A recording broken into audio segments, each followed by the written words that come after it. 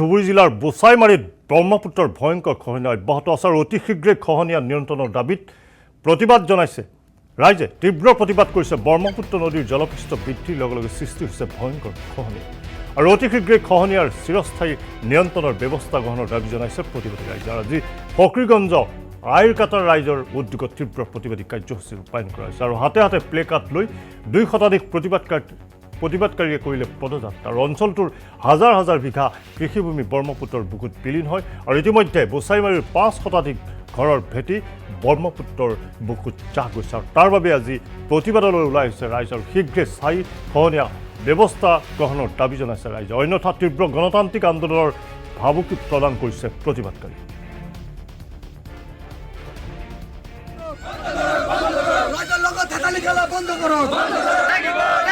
আমাৰ দাবী ন্যায্য দাবী মানিব লাগিব ব্ৰহ্মপুত্ৰ কবলৈ চলিব। আজি আমি দক্ষিণ পাৰৰ আইৰকাটা অঞ্চলৰ সমূহ ৰাইজৰ উদ্যোগত এইখন নদীৰ পাৰত বোচাইমাৰী নদীৰ পাৰত আজি এটা ধৰ্ণাৰ কাৰ্যসূচী লৈছোঁ।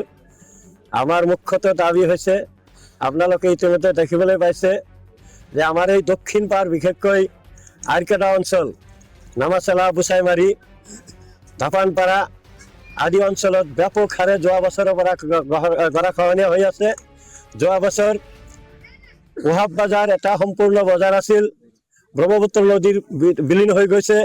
ইয়াতে খোজবাৰী এটা হাইস্কুল, আগত হাই মাদ্ৰাছা আছিল, পিছত হাইস্কুল সম্পূৰ্ণভাৱে বিলীন হৈ গৈছে আৰু কেইবাখনো স্কুল ইয়াত বিলীন হৈ গৈছে। আজি এই বছৰ আকৌ এই বানপানী অহাৰ আগতেই আৰম্ভণিতেই এতিয়াও বানপানী বেছি হোৱা নাই। ব্যাপক হাৰে এই ব্ৰহ্মপুত্ৰ নদীৰ বিধ্বংসী খহনীয়া আৰম্ভ হৈছে। ইতিমধ্যে কেইবাশ পৰিয়াল ব্ৰহ্মপুত্ৰ নদীত বিলীন হৈ গৈছে। তেওঁলোকৰ ঘৰ বাৰী ক'ত লৈ যাব, তেওঁলোকে লৈ যোৱাৰ কোনো স্থানান্তৰ কৰাৰ উপযুক্ত ঠাই বিচাৰি পোৱা নাই। হাৱাধুৰি খাই আছে, মানুহৰ অৱস্থা কোলাই পাচিয়ে নধৰা অৱস্থা হৈছে। এনে পৰিস্থিতি